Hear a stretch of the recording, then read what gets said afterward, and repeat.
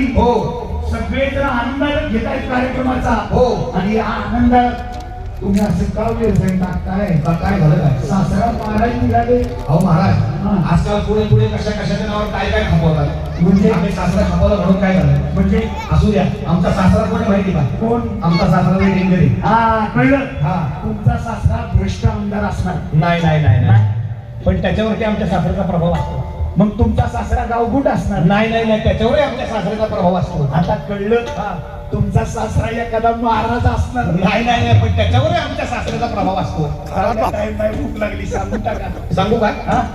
अहंकार रूपी सासरा अरे, आहे अरे, अरे. सद्गुरूंच्या कृपेनं काही काळ दूर गेलाय म्हणजे कसं म्हणजे बघा गावाला गेलेला माणूस 2 दिवस 4 दिवस जातो आता संजू भाऊन सारखं पाहुणचार असेल तर चांगला महिनाभर राहील इथं पण परत घरी जाईल बघा तुम्हाला उदाहरण सांगतो महाराज आपण देवळात दर्शनाला जातो बरोबर चप्पल काढून देवळात जातो वाह दर्शन करून चपली बरोबर येताना अहंकार घेऊन येतो अरे, अरे, अरे. काय काय त्याच्या पुढचे असतात महाराज हा. जाताना बिन चपलीचे जातात बरोबर. येताना दुसऱ्याचे घालून येतात तर मग माझी अहो, अहो, काळजी करू नका तुम्ही संजू भाऊंच्या दरबारात बसलेल्या आहात. हा. इथं तुमची एक चप्पल गेली तर अख्खं दुकान देतील तुम्हाला उपयोग काय हा. दुकानाबरोबर टेम्पो बी द्यावा लागेल नेणार कसं अहो देतील सगळं देतील हा. काळजी करू नका न्या रे माझी न्या बरं मंडळी अहंकार किती प्रकारचा असतो थोडक्यात सांगतो हा.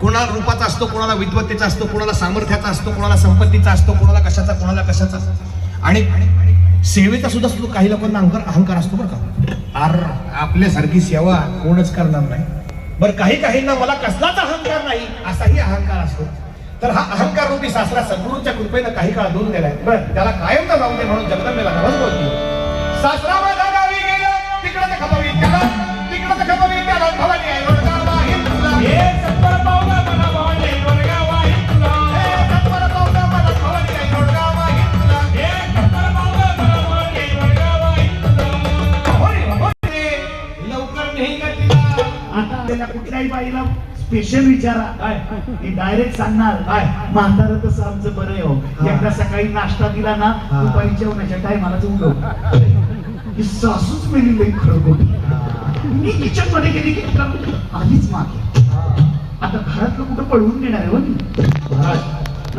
कोण विकल्प रूपी सासू संकल्प संकल्प म्हणजे थोडक्यात चांगली गोष्ट करण्यासाठी केलेला निर्धार जो आम्ही साजरे करणार उत्साहात दणक्यात जोशात हा. आणि चांगले कार्यक्रम समाजाला देऊन हा याला म्हणायचं महापुरुषांचे ज्यांच्यापासून प्रेरणा मिळेल अशी स्मारक बुलढाण्याच्या चौकात उभी केली हा आहे संकल्प बरोबर म्हणा आणि विकल्प म्हणजे काय माहिती का मला कळलं काय आमदार साहेबांनी केलेल्या कार्यक्रमाला हा जे गायक गायला येतील हा. त्यांच्या गाडीची हवा सोडायची अरे डिझेलचा पाईप कापायचा नाही का नाही विकल्प म्हणजे विकृती हा हे खून दरोडे बलात्कार आपण ऐकतो या सगळ्या ही विकृती म्हणजे विकल्प आहे हो बरोबर आहे जास्त बोलत नाही असो ही विकल्प रूपी सासू ही सासू कोळी म्हणजे कीटक आहे अरे कोळी कीटक काय करतो तोंडात लाळ काढतो जाळं विणतो इतरांना अडकवतो आणि स्वतःही अडकतो बरोबर. तशी ही माझी सासू सासू संकल्प विकल्पाचं बघा बरं सासू म्हणलं तुम्ही बघा आपले पूर्वज किती हुशार होते समजू ज्यांनी ठरवलं आपल्या पूर्वजांनी की मुलाच्या बायकोला सून म्हणायचं आणि नवऱ्याच्या आईला सासू म्हणायचं सासू म्हणजे काय माहिती का काय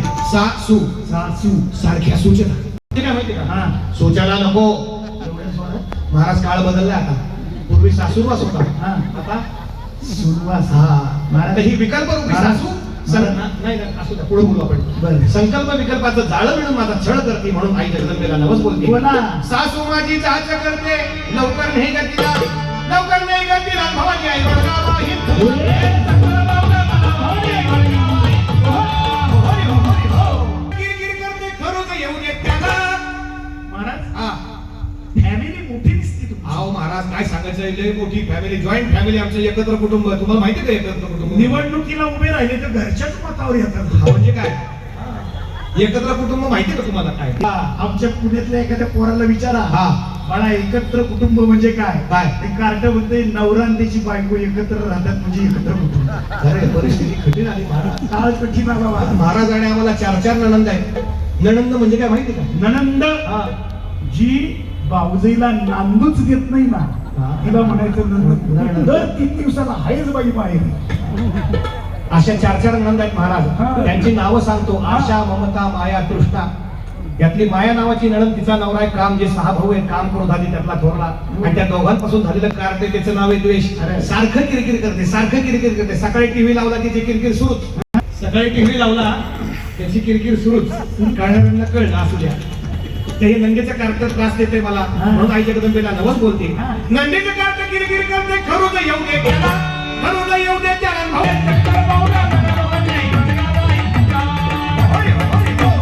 नवरा मारून होती मोकळीच कार्यक्रम आता आले मुद्द्यावर महाराज. थोडाच कार्यक्रम झाला संपवायचा 10 मिनिटं राहील तुम्हाला काय वाटलं काय या लोकांकडे दगड नाहीत का? म्हणजे संजू भाऊंची माणसं असली तरी ती कार्यक्रमाला येताना दगड घरून घेऊन येतात. अगो बाबो महाराज नीट नाही बोलला की डायरेक्ट अगं बाबू सध्या महाराजांवरती लई संकट चालू आहेत अहो बाबा. पण तुम्ही थोडं हिशोबाने बोला. काय काय मी काय वाईट बोललो अहो तुम्ही काय बोलले? नवरा मारून आहुती देईन मोकळीच कर ग मला. अहो महाराज या बायांचा मार खायचाय का का तुला? काय झालं काय पण अहो सरळ सरळ साधा साधा प्रश्न आहे महाराज. काय? नवरा जर मारून टाकला यांनी फशी करणार कोण?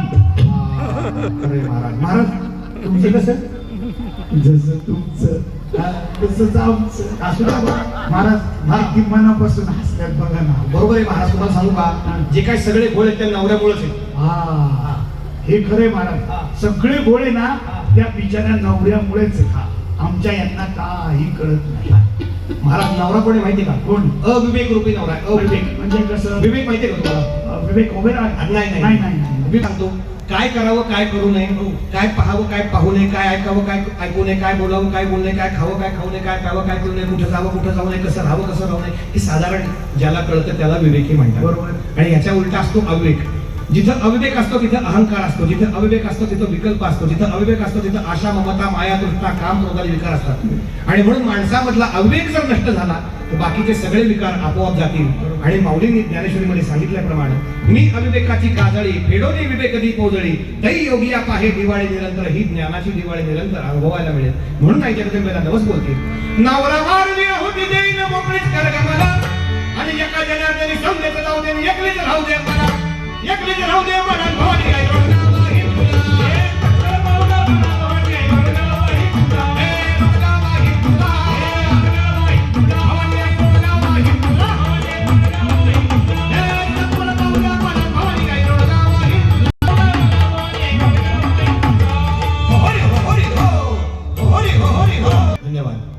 आता दुसरं भारूड सादर करणारे आमच्या